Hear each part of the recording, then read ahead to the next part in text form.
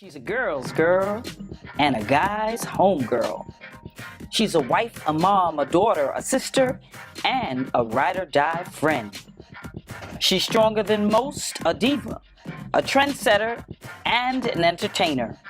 She stands firm for what she believes in. She is the Maven. Hello, everyone, and welcome to another episode of A Maven's Tale. Today, I am joined by a very special guest. This is my first time meeting her, and I already love her, and I'm sure you will too. She was introduced to me by my sister. They actually worked together prior, and without further ado, I would love to introduce to you such a beautiful woman with the best haircut ever, Shonda. Thank you. Hi, everyone. I'm so excited to be here. Yes, we're excited to have you. Woo-hoo. Okay, so Shonda, What's up? such a beautiful, and I mean, just the teeth and everything. Oh my God, you're making me blush. Listen, I am not a stranger to complimenting Black women. If you are, well, women, period, but sometimes women of other hues, they don't get my, yes, honey, come through with the puff, they don't get that. They don't. I appreciate all the love and right back at you. I'm so happy to be here with you. Yes, I love it. But welcome to A Maven's Tale, and I hear such great things about you from Shonda. Same here. And it's crazy how you're Shonda and she Shonda, and That's how we became friends. Twinning. That's how we became friends. twinning, and Exactly. you guys are the same sign. Yes. I don't know if that's a good or a bad thing yet. All good. Scorpios rule. Exactly. I think every Scorpio says that, but Sagittarius is do the daggone thing, okay? All right, so let's get right down to it. First of all, how long have you guys known each other, and what's your current employment status right now? How long have we known each other? It seems like forever. I know, but it's only been a few years. Yeah. It's only been, 2 or 3 years now. Yeah. That's We're it. It's like, yeah. It was just like, I'm like, hit it all from day one. Yeah. Good energy. Yeah, sometimes having that instant connection, Yeah, it definitely helps. I love Shonda. The minute I met her, she welcomes me into, the brown and Black girl sister club. And look, it was only a few of us. Yeah, So make sure. gotta stick together. Yeah. But we've been good friends ever since, and I don't ever see that changing. And, Right. sisterhood we have it's not blood like the two of you, Right. but it definitely is a real connection. So I feel blessed. Well, amen with the Amen. blessing. Yes. When we get off of this video, I'm going to send you a picture of my hair just like that. Oh yeah. Oh yeah, she did have her hair. Yeah. Like I'm going to that, send you a picture because when I'm looking at you, I'm just like, I want to cut my hair again. I I love want it. to cut my hair again. Beautiful. Thanks. So, you are in communications. Yes. I work for a small nonprofit in New York City, and I'm their director of communications and marketing. And I've been doing this work for pretty much all my career.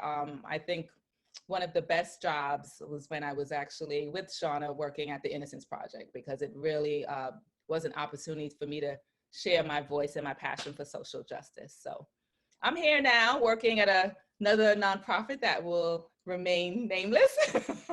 Okay. but doing the work and always trying to just give all of myself to what I do. So with that being said, because you're in communications, how do you feel, or how do you work in an environment in a nonprofit during a time such as this? That's a great question. By always being true to myself, people that know me know that I am not afraid to use my voice, to use my passion for words, to say what's on my mind. I don't necessarily, it's funny because a lot of people in communications, and you probably can relate to this, Kaya, we like to be behind the scenes. We like to actually oftentimes kind of put the focus on others, but in a time like this where, we're talking about George Floyd, and we're talking about so many Black and brown people who, it didn't start with George Floyd, and I would love to think that it would end with him. But the sad reality is that we've been screaming, Black Lives Matter for how long, right? I mean, going back even before Emmett Till, right? And all the names that we don't know that haven't been captured on cell phone video. And so, just recently I was, in a situation at my current workplace where it was like we weren't talking about what's actually happening in the news, right? Like the protests. I mean, like you can't escape it, even if you want to, unless it's everywhere. You're in a cave. And so I spoke from my heart about the fact that we can't run from the truth. And it's not just happening outside, in other communities. It's not just happening in the media. It's happening oftentimes in our own workplaces, in our schools. I've been on, public buses before where the driver, a Black man, was called a monkey. And this is not, 20 years ago. This is this day and age, right? And so it didn't start with 45. Obviously, he needs to be out, but it's an issue that, like, I'm not afraid to speak my mind. And, as anyone with the pulse, and particularly if you are a Black person, I am a unapologetically Black woman in this racist country. And I feel like it's my duty to really talk about the issues that matter and to really raise my children. I have 2 teenagers. I am raising a Black son and a Black daughter, and they are very aware of who they are in this world. Wow. So, I mean, I definitely want to talk to you about your Black son and daughter, because at this point, it could be either one, in this country, unfortunately. I'm not sure about any other country because I don't hear it on the news like I do here, However, do you feel that it's kind of hard to be, like you said, unapologetically Black in an environment where you have diverse cultures? Do you think that they look at you, or are you intimidated to, show exactly who you are because you don't want them to think that you're the angry Black woman? Right. It's so interesting. Another great question that you brought that up, because I have a blog, and it's called Doing the Extraordinary. And one of the pieces that I wrote about recently was it's called Angry Black Woman, right? It's something that I stand by proudly, because I believe that anger is a tool. It's how we choose to use that tool that matters, right? And for me, I use it into positive action. So I use it to have conversations, with my children, particularly with my son. He is, 15 years old. He's already 6'2", right? And so wow. to sort of, and he, unlike my daughter, who I can share a little bit later, but with my son, he has sort of that innocence about him that I wanted to keep for so long, right? I wanted to, he'd be upset if I shared this, but the world is not going to see him the way I know him, right? Yeah, exactly. He just wants to sit in my lap and cuddle and we joke, right? And, just to play around, right? But when he goes out there, you see a man, you might see a man saying, 6'2" Black man. Exactly. Like a Trayvon. Exactly. And to have to take those conversations and take that innocence away from him. And the Trayvon Martin, when happened, when he was killed, I remember like the week before, we were in hoodies walking around, right? Yeah. And the fact that became sort of they demonized the hoodie. Yes. Yeah. And so I think that, I don't tell anyone how to parent their child, but I think that, particularly as parents of Black children, we're going, and we've been hearing this, we have to have different conversations than what white people may have with their children, right? And what other cultures and races and ethnicities. And, with my daughter, sometimes I'm just like, yes, I sit back, let her speak, because she's 17, she's getting ready to go to college in the fall. And she's just like, Mom, I need you to sign this petition. She actually interned with Shonda at the Innocence Project after I left, Wow. Yeah. Why you don't tell me that? That's my boo. Oh, okay. That's my adopted niece. Yes. and she loves you right back. And I think that, I want my kids, I want to lead by example. I want them to see that you have a voice. Don't hide behind your light. Doesn't necessarily mean that you have to be on a microphone or that you have to be the president of this particular company or whatever to be a leader, but just to know and have the confidence within yourself to know that you matter. And to me, that's the biggest thing. When they feel that they're heard and that they are seen, then I'm happy. And I know that I'm doing my work as a mom. Well, don't you think that, since you mentioned your daughter being 17, the way that we were when we were 17, as opposed to the teenagers now and the early 20s and, the late teens, that they're a little more, I won't even say fearless. They are fearless. Yeah. They are like, listen, we are not, Right. going to deal with this, Right. Absolutely. I think, there was a protest that I wasn't at physically, but I saw on the news where there was a sign that said, we are the last generation that you're going to F with, right? And so I saw that. I saw that, right? Yeah. And I think that people are tired. They're exhausted. Our kids, and it's not that the generations before weren't, but I think that we always look at ways, how can we advance? As much as we've gotten change, a lot of things haven't changed. And that's the sad part. Yeah. We witnessed a modern day lynching in 2020. It shouldn't happen anytime. Yeah. But in 2020. And so if we are not angry, regardless of what race, what gender, what creed, right? If we are not using our voices, if we are not speaking up, then what are we saying? This is okay, right? And so I think for my daughter, she's just like, how can I make a difference? Like, this is frustrating. And it's hurtful as parents where we can't promise that this will never happen to them. Yeah. Yeah. I mean, Breonna Taylor was sleeping in her bed. Her bed, yes. Yeah. What the hell is a no-knock warrant? Yeah. Her boyfriend had every right to protect. Yeah. Yeah. So, and she was of some type of, I know she wasn't a police officer, but she was what, school safety or a security? Yeah. I know she was an essential worker, but I'm not sure what her actual position was. But it's terrible. It's just terrible regardless. And, and a lot of people are making flack about whether or not like someone has a certain title or degree or pedigree. I don't care if Christian Cooper in Central Park goes to Harvard. That's great that he was a Harvard grad. It shouldn't even be a factor. It shouldn't have happened to begin with. Yeah. Regardless, if he never went to school or he was a dropout, whatever, that doesn't lessen his humanity. And those are the messages that we have to share with our children and adults. Yeah. I agree wholeheartedly. So I had posted on one of my pages about I actually posted a screenshot of a text that I got from a white friend. And the white friend just happened to be my neighbor. And I hadn't known her for very long. And she literally said, "What can I do? This should not happen to any other person. How are you doing? Have you gotten anybody to reach out to you like that?" Yeah. You want to go, Shonda? Yeah, no, I do all the time. I speak with some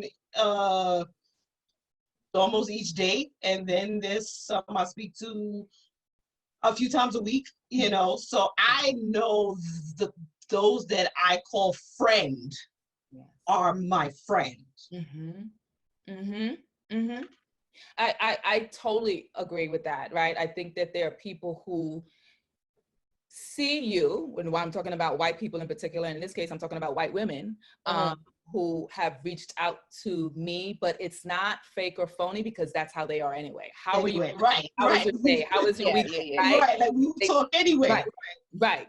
And then there are others who are like so awkward, who are, and I don't want to knock for trying, but who are like, will say things like, and this has happened to me. So it's I don't know how to talk about these things. And what's so interesting for me is that while we know that it's embedded in racism and in history of oppression and, you know, the very sort of root at how our country was founded. It's a human being at the end of the day. Yeah. Now we know if the tables were turned and it was a white man who had his neck underneath a Black officer's knee, we wouldn't have to be worrying about whether or not he was going to get arrested. He'd be under the jail like the minute. First of all, it wouldn't happen, right? Yeah. But if it did happen. Yeah. By happenstance, you know. By the end of that day. Yeah. Yeah. And it's not it's not like a competition or what. It is a human being. One. I can't even think of being in a space where I could let an animal die in that way. But a human being? Yeah. So everyone is watching, and it's sad that it had to come to a person's murder on national TV in broad daylight for us to for some people to say, oh my God. For Roger Goodell to there is something to this racism. Yeah, maybe there's something to kneeling.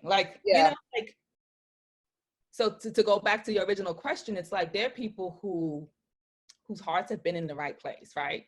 Yeah. From the beginning, who see you, or people who have said to me, Sean, if I ever say anything out of line, could you check me? No problem, right? But a lot of times we're friends because you don't say anything out of line, right? Like you know what I mean? I see that we're always evolving. Just because you're Black, doesn't necessarily mean you're woke either. Because there's some Black folks that I'm like, ooh, we gonna keep you on that side. But like for me, it's about where is your heart? Where's your decency? Where's the integrity, right? And then I could deal with you as that. So like, what do you think about, you know, this whole keeping it real spiel that people love to throw around, but as soon as you do, then you're offensive, right?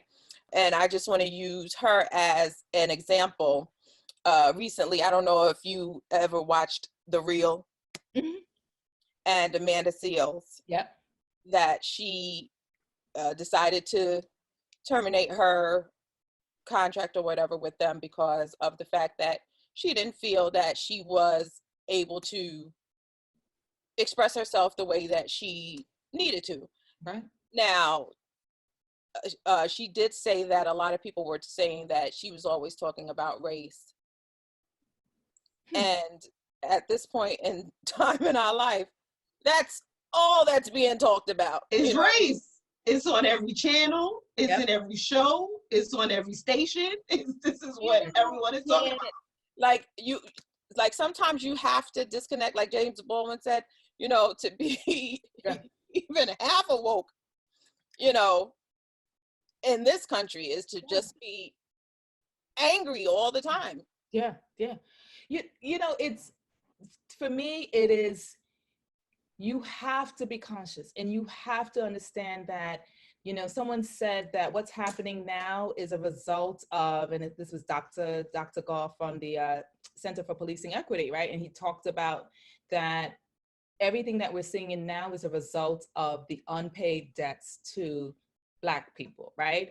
If, you know, we know our history, this wasn't a country for free for Black people, right? It's we stole and we looted, right? Europeans that came over here looted from Native people, right? You know, Black folks were brought over here as enslaved, right? And of course, I won't say every single Black person has that as part of their sort of history, but we can't run away from the truth of this country's founding. And so, you know, that trauma, and that was something that, quite frankly, I wasn't even aware of. You know, if we didn't feel the impact of being an enslaved person in shackles, right? Obviously, we know the prison system is an extension of slavery. We know that you know, police departments, their original sort of history was because they were used as slave patrols, right? In many cases, and so you cannot get away from race. So it's like you run when someone says, oh, I don't see color. Oh, well, then you don't see me. Right? Yes. Right. So let's be real about it, right? And so there are many times when you can't speak your truth. There are many, like I said, when a phone call that I was on recently, the emotion just sort of took over. Because sometimes I'm okay with, like, I'll just be quiet and let you make a fool of yourself, right? Yeah. But I was just like, and then I understood from a colleague later that people like got off the phone crying. And then, you know, Really? like some people will say, you know, sometimes it's white tears, sometimes it's genuine, sometimes it's, you know, I saw another sign, and so I don't want to take credit, but it's like, my life matters more than you. I think this was in an Your article, tears. right? Yeah. Than your comfort, Yeah. right? And so we can't, like, it's going to come out, right? I am angry. It's what I do. I want to turn it into that action, into that positive fire. I want to, you know, I use it in my writing. I use it when I try to put events together. So Bring Me Back Innocence Project. I use it, shameless plug, but in all seriousness, I use it in how, you know, I try to build partnerships. So if I'm working with celebrities, you know, just finding ways to make sure that I'm following an adage that I believe in. It's that service is the rent that we pay to live on this earth, right? And so while I am here, how am I making a difference, right? I don't necessarily have to be on television to do it, or on the radio. I am so excited to be on your show, but what matters when the cameras are not on? What's happening? What are the conversations that I'm having with my children? What are the conversations that I have with my husband, right? Like, we go in. Really? We had a conversation about, you know, my husband was working, he's no longer working this, but he was working in the Inglewood Cliffs area, and there's some beautiful homes out there in New Jersey. Oh, yes, I've been looking. Beautiful homes.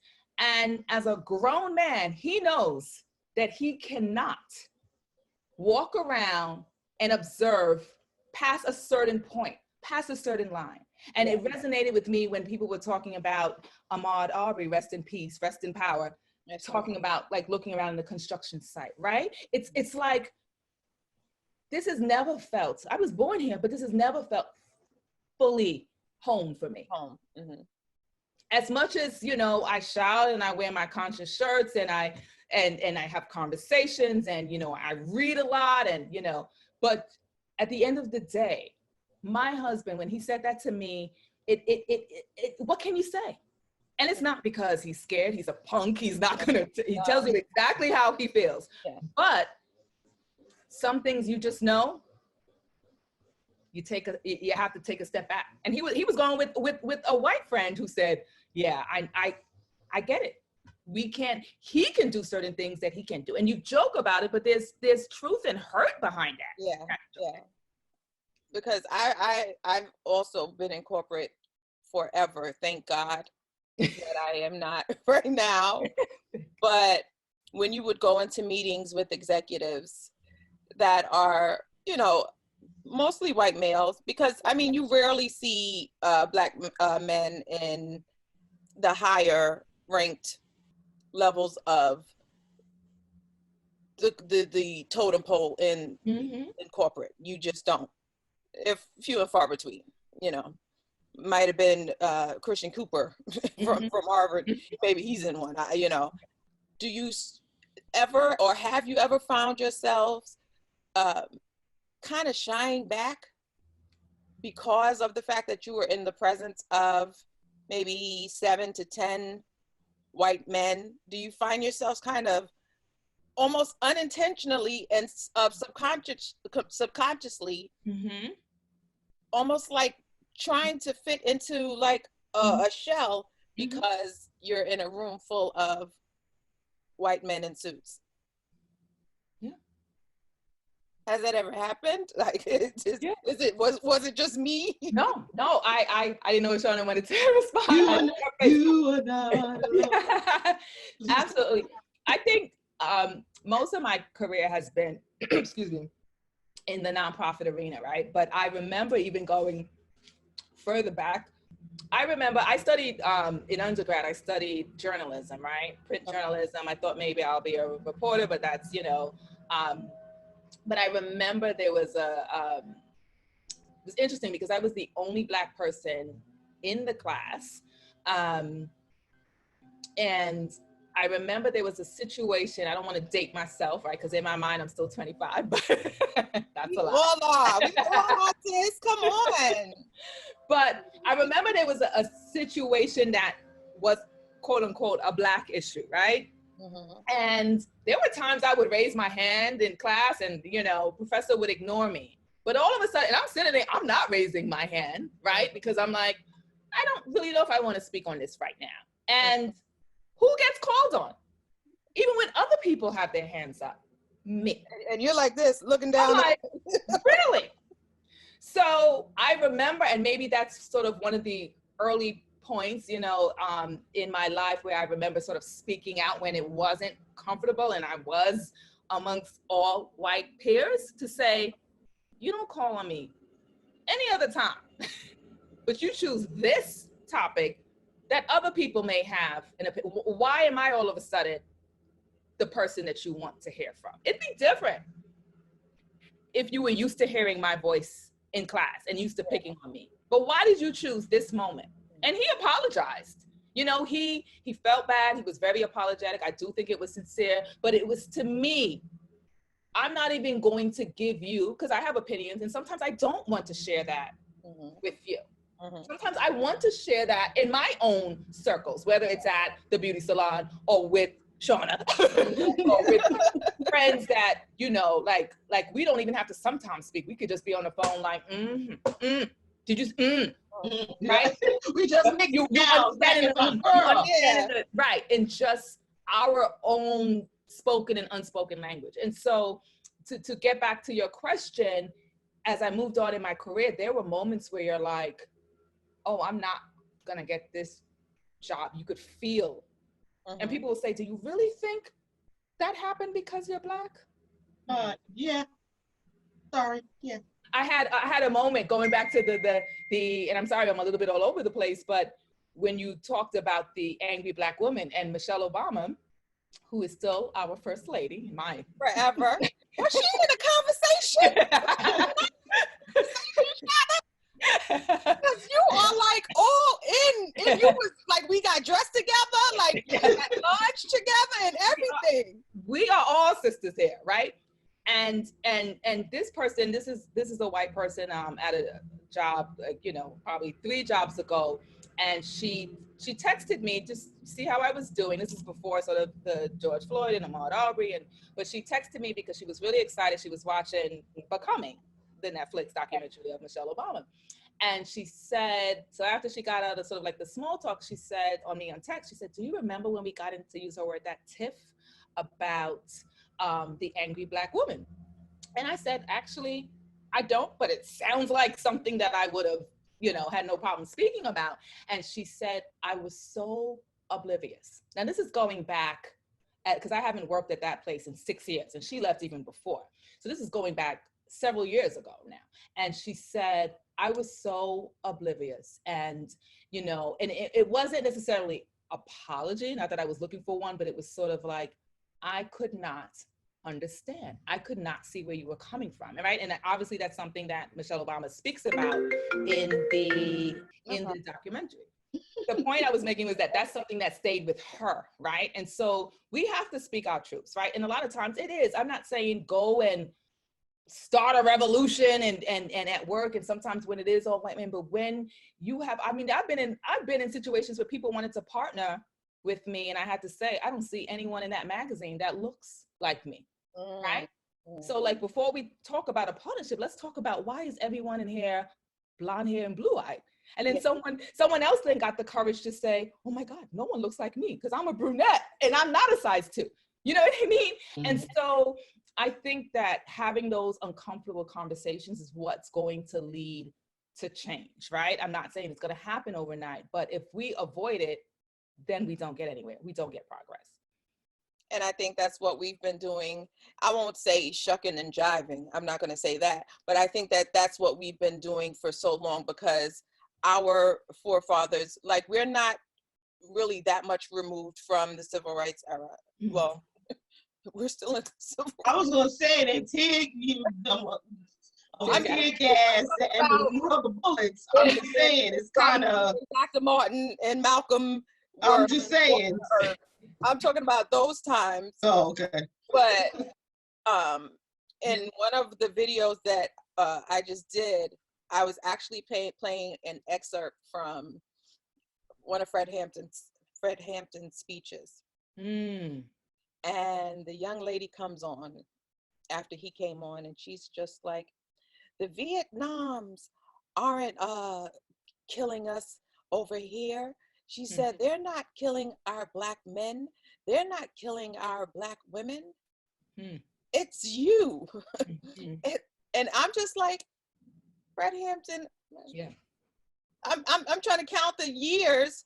I mean, because the audio quality was so poor because of the fact, obviously, it was a while ago, but you would think that she was talking right now. Yeah. Last week. Yeah. Yeah. It was a protest from last week. That's the scariest part of it all, right? And a lot of people were making, to your point, Kaya, the sort of the similarity between Emmett Till's mom, you know, who has passed away a couple of years ago, and her reason for leaving, you know, his casket open, right? It's right. So that the whole world could see what they did to her son. They did to her, yeah. her baby boy. He was a child. Yeah. And you know, no matter how big our kids, like, they're always gonna be. Always going to be our Always gonna be our baby. Gonna be our kids. Oh. And so, and that was what, 1955. We're in 2020. We're not talking about all the lynchings, all the, you know what I mean? Things way before that. I mean, this is 400 plus years. And you don't think that there's trauma? You don't think that there's hurt? You don't, and why is it? So that's why this generation is saying this is enough. And I hope we get some real systemic change. But at the same time, it's you're still seeing things. You're still seeing. Something actually just happened at the end of May in New Jersey. Yeah. I didn't know about, that I saw on the news yesterday. And I'm just like, yeah. It's and that's why I said it's not always going to be on cell phone video, right? And it's always, there are going to be some people that will say, oh my gosh, this is happening, but we've been saying it all along. You think know, lying? Exactly. And then that you do tense up, right? You do. And again, it's one of those things where to be Black in North America, because we're not the whole America, right? But to be Black in this country, that was hubby, you know, trying to, you know, get a shot. But it's a tough thing. Yeah. It's a tough thing. And I would never want to be anything but Black, but you also know what comes with it, and having, and that's why we have affinity groups and partnerships. And when you talked about that example of being in a room with all white men, right? And you know, I've had to check people where it's sort of like, I know what you want me to do and how you want me to act. And sometimes, you know, sometimes you want to go there, but we're not, you know, we are such a beautiful people. We such a trusting and loving. And right? we forgive. We forgive, and to sometimes our own detriment. It's true. You're like, what? Somebody has a ship? Yeah. They just made it? What kind of wood? Well, let's go on and see, you know. You know. But you know, I think you just have to be conscious. And like I told my kids, and I'm sure that you tell your kids and your nephews and your cousins, and you know, it's very important to not think that your education is going to start or stop in school, right? And that's what we need to do. We need to continue being informed, continue, you know, really just being vigilant. Yeah. Or that your education is going to prevent you from having these experiences. Exactly. Yeah. Exactly. Because at the end of the day, you can be in Yale and you can be studying. Yep.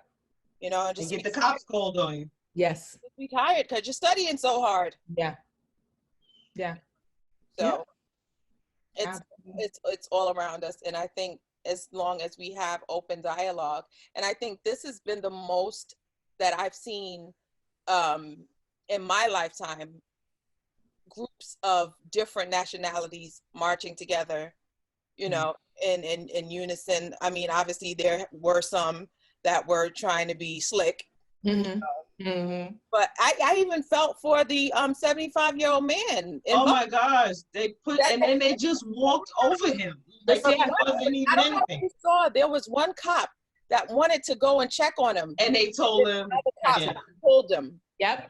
There was one that had that humanity and was just like, yo, y'all just, but like, from his head, he's an old man, right? you know, and nothing. Kept walking right by. You're right. And that's it. That it's the humanity, right? Because anyone looking at that is like, oh, it's not that we're not uncomfortable speaking about it. Like, that's a human being on the ground. Yeah. That you pushed and he cracked his And nose. elderly and and so that like adds on another like layer. He's elderly. Like, if anybody grew up in any type of household that wasn't a barn, they were taught to respect your elders. Right. You know?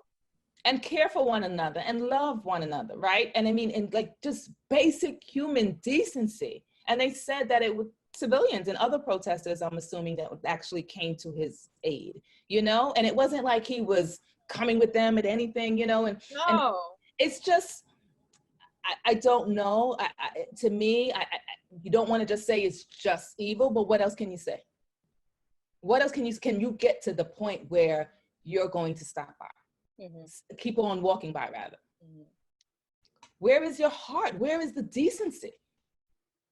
Well, when you have the okay, and I know this wasn't the military, but your own commander-in-chief, well, their commander-in-chief, because he ain't my commander-in-chief. I'm just gonna put it out there. Yep. Using the military so he can go and hold the Bible upside down. Yeah. And awkwardly. Yeah. You look awkward. It looked like it was gonna burn in his hand. Blasphemy. Yes. Yeah. I mean, it's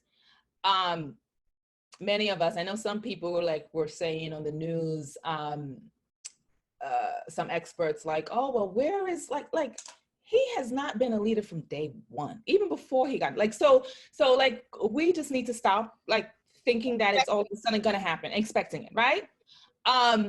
And the bar it's like so low that it's like, can you imagine? I mean, President Obama, right?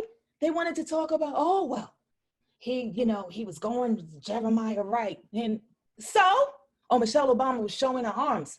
So, I mean, he wore a tan suit. So, I mean, they could not find anything. So they tried to find something.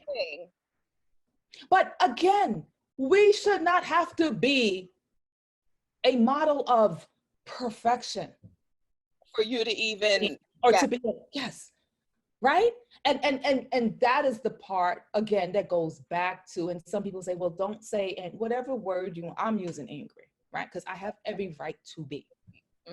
I don't hide behind it, right? Because again, if we're not angry, if we're not upset, if we're not hurt and confused, you need to check that pulse. Check your pulse. Yeah. Because something is wrong with you. Agree, totally. But I just wanted to piggyback off of what you were saying, and then I want to definitely get into your blog, because I want to know about this angry Black woman blog, because I need to read that, because this is probably my name on each line. She put me on everything. You know, I want to see. I just want to do a pulse check with you. When you saw Becoming, after she got into, I know you're going to know what I'm talking about. After she got into the SUV in the beginning, and you heard, dun, dun, dun, dun, dun, dun. Did you not say, yes, that is my sister? Yeah. You did. there's such a connection, right? Like, and I think that's where the pride comes from, right? Like this beautiful woman, Black woman, Yes. afraid to be everything that she is, right? It doesn't mean that if we were sitting in a room as best friends that we would agree on every single point, but that's not the point. Because we don't agree as friends, Right. or sister. Right. We don't agree as sister and friend on any, on everything. We're not a monolithic people, but it's just because we haven't had any Black first ladies, any, right? Who it's like, you know that you matter when you can actually see it, right? And that's the thing. There's something to be said. There's something to be said. You didn't have to tell me where is it that you were working, what city, what state, whatever, when you talked about all the white men in the boardroom, because it's happening all across Everywhere. the United States, right? So we know what that feels like. We know we've experienced that in some form of fashion. Not everyone necessarily feels that they know the power of their voice. They have agency over their voice for whatever reason. And we're not here to judge. The onus should not be on us to check other people, right? We have been used to being in uncomfortable spaces where a lot of times we are the only one for so long. But to answer your question, there's just something about just connecting, about going someplace where, yes, we can talk about our hair. We can talk about, whether it's food. There's something in that space that we should be able to have without apology. Yeah. And that's a beautiful thing, right? And so someone said to me again recently, because of different situations, and I said, okay, people got to speak up, but that was just me, right? And I said, okay, maybe we should, the person said to me, we should start this sort of underground thing. And I said, no, it ain't gonna be underground. I'm tired. Yeah, Harriet It's gonna be out in the open. Harriet Tubman did that. Yeah. It's gonna be out in the open, right? And it wasn't like this person was sort of hiding, but this person is also struggling with ways to and it's to use his voice, right? And it was to him. It was to him, yes, to use his voice. Wow. And when he speaks, he's such a beautiful speaker, and I need to tell him that. Like it's just, you kind of just like yes. But Black man. yes. And it's sort of like you get tired. And he said something to me, and I hope he's okay with me saying it because I'm not saying his name. And he said that sometimes he doesn't want to be on certain phone calls because he feels like a mannequin. He feels like everyone's, especially, how are you doing? He said, y'all didn't ask me how I was doing before. It's like he's now on this mantle for everyone to kind of, come on, we can do better. Like, if nothing else, people, like, find your freaking human bone. Yeah. Because we're all hurted. And the reason why he said the underground, I'm like, we're going to talk anyway, and we're going to have our spaces, but let's not go into it. Sometimes you have to do it where you feel you have to hide, where you feel that you don't matter, where you feel like, oh, you're uncomfortable because am I going to say the wrong thing, and am I going to do that? And we're always learning, we're growing. We're not going to always get it right. But I think that's why not just in places of comfortability and like off the cuff, or just going to have a drink or going to have dinner or something like that, that we need places, or we need to be in positions of power so that we can break that mold and not be the mannequin. So, because there have been times when I've gone into the store and I've seen a mannequin and I'm like, why is this dude looking at me? And then I realized, oh, that's a mannequin, and not realizing. But I always say that one of the things that we lack the most is how to be in positions of power, because the biggest place that Black folk have the opportunity to be in positions of power is in the Black church. That's why there's 17 churches on each block, right? Well, in Brooklyn. No, I hear you. I feel it. Yeah, it's true. So when you have a position of power in church, you just take that and you run with it. I'm deaconess, so I'm prophetess, so I'm evangelist. And then you have that. You know what I'm saying? Because everybody's trying to vie for that position. But if we all had a mind frame that, listen, I can create my own position. especially now during COVID, everybody should be trying to create their own position. You know what I'm saying? Whether it be, you know, knitting scarves or whatever, you know, but you should be able to now hone in on that creativity that we have without even blinking. You know what I'm saying? And push that forward so that we can have spaces to be ourselves and not have to be the one in the room feeling like the mannequin, you know, Looking at you. you know, always looking over your shoulder. Yeah. looking at. But that being said, I want to know about this angry Black woman. Yeah.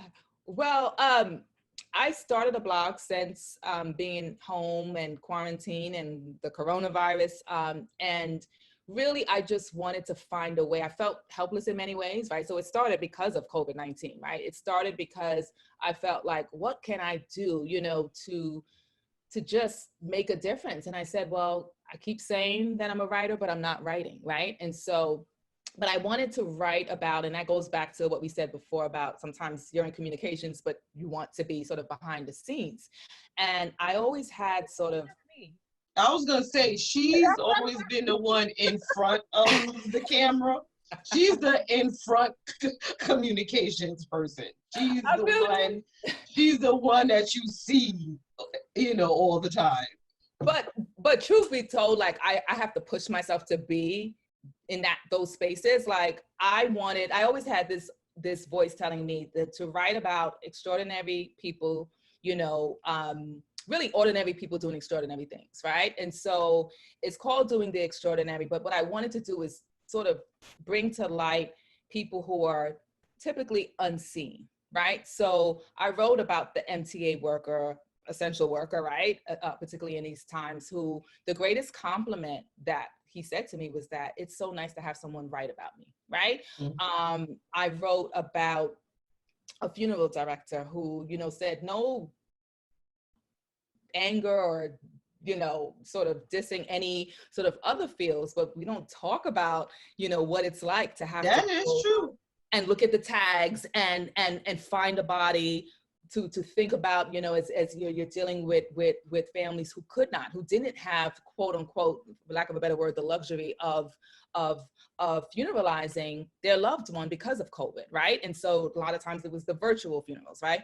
I wrote recently, and you know her, about Valencia, Shonda, who is a mom, a poet, and she's a mom of 2 special needs children, right? And what her struggles are. And she also has her own health challenges. And so for me, it was sort of being in a space, you know, like my sister's like, oh, you know, and different people like get followers. And like, that's the side of me that wasn't working in this. For me, it'd be great to have thousands of followers, but for me, it was cathartic, right? It was cathartic to write about these stories, to write about the pain and the struggles people are having.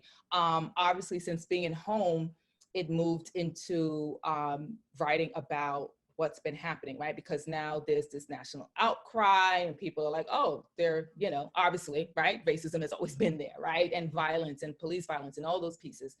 And I tried to write every Monday, but this past Monday or the Monday before, I could not get it together. I couldn't figure out like how to put together a feature. And I told Valencia, and she said to me, be kind to yourself. These are brutal times, right? And and it wasn't sort of any life-changing piece, but it was sort of like this term, angry Black woman, right? I remember talking about this when I was at the Innocence Project. Like it's, and I'm not the first person to say it, right? And by no means I'll be the last, but it's what we do. If at the root of anger is our hurt, is our pain, right? And sometimes we think, you know, it's a badge I wear with honor, like it's a bad thing. No, again, it goes back to the pulse. It goes back to I'm a human being. Yeah. And being home from COVID and hearing about how it's impacting disproportionately Black and Brown communities, right? And the fact that, you know, and Valencia talks about this in her piece where it's sort of like, she said, I don't even go out at 7 o'clock and clap. I go inside and pray at 7 o'clock. Because these are the same people that you would ignore, but all of a sudden they're essential and they're our heroes. Yeah. But 9 times out of 10, they're ignored, right? And so, you know, for me, it was just giving a platform to other people. I do it pretty quietly and every Monday, and I figure out who I want to write about and go from there. And it's really, I put a couple lines, but it's really their stories. I ask the questions and people share and they open up. And for me, it's been very healing. It's been, I feel, to the point you made before, Kaya, about we have to own our own things and feel power. And that's sort of a space. There are other things that I'm thinking about doing, but that for me was, again, something I feel good about. And I think like the first person that I wrote about, when he said, again, it's so good to have someone write about me. Like, Yeah. that was the best compliment. They feel ignored. They feel unseen. Yes. And so I feel like we can't talk about, we be about it. Some people write, some people have podcasts, some people write children's books, some people, you know, my sister just started her own boutique, you know, online. I mean, it's such a beautiful thing when we can take sort of the ugliness of everything that's happening in the world and find some beauty and find our purpose, refocus. It's not easy, but I think that's what God wanted for us. He wants us to use our gifts. Yeah. Good. Yeah. Every time I have to remind myself and remind other people, the things that you do without even thinking that come natural, that was your God-given gift to push you forward in life. Yes. Yes. So if you find yourself going to work every day and why am I doing this? Yes. You know, mumbling underneath your breath, you know, and you see your coworker and you. Yes. Be like, if you say one thing to me today, like, if you have to literally train your brain to not go into police custody by the end of the day, then you know that maybe, you know, I might think about doing something else. Yep. And it's not always easy. It's not always easy. That road to finding whatever that is not always easy. And everybody doesn't know what their purpose or their destiny is in life. So if you do know, count it as a blessing. Lift your hands and say, thank you, God, you know, that you gave this to me. And now I can use this platform to inspire others. Yes. That's so true. I mean, it's the truth. It's and sometimes, like you said, you don't know, but give it a try, right? Like, give it a try, figure it out. Like, you know, a lot. I mean, for me, I didn't know I was going to grow up and like be passionate about social justice and be passionate. You know what I mean? It was something that, you know, massaged in different situations, things that I've seen, things that I've learned, right? And I'm constantly learning, you know. I'm mesmerized by sometimes, you know, I love Bakari Sellers. When he gets on the screen, I'm like, yes, you know. You know, yes. And when he was talking about George Floyd, it was the first time that I saw him on TV crying. Right, yeah, I had never seen. I had never seen that, and I've seen a few grown men cry since. Yes, happened. But I think because with this, it was a different, like it struck a different chord with everybody. Yeah, because it was like you watched him die. The Cavalier in front of us. Yes. On the police officer. And then the police officer's face and his hands in his pocket. Right. The change. Yeah. You know. Yeah. Yeah. It was killing someone. Yeah.